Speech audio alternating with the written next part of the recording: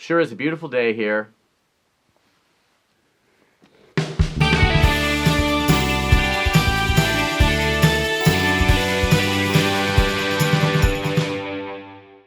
Oh my gosh, I can't believe this. Rabbit's foot. Do people do this anymore? This was a thing. A lucky rabbit's foot. Lucky for whom? Not for the rabbit. People would keep these on keychains. They would have them attached to, I don't know, book bags, jackets, rabbit's fur jackets. I don't know, I'm just making that part up. There was a thing called a rabbit's fur jacket that was really popular in the 80s. If you see a movie shot in the 80s, you will see someone in a rabbit's fur jacket. And a rabbit's fur, it belonged to the rabbit. Is it possessive?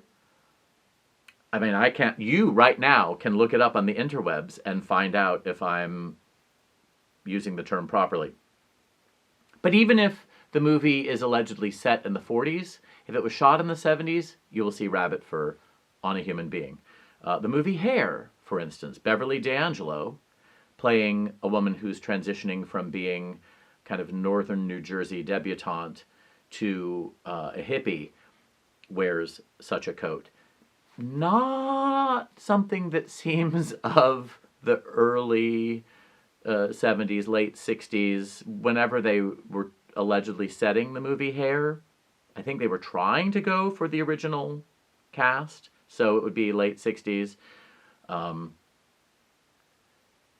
Okay, so that's way too much rabbit. But I'm picturing young women I went to high school with in a rabbit fur coat with a lucky rabbit's foot. I haven't seen one in a really long time, and I'm really creeped out to talk about it, which is an interesting thing for me to notice, that something that was ubiquitous throughout my formative years is something now that I look on with horror.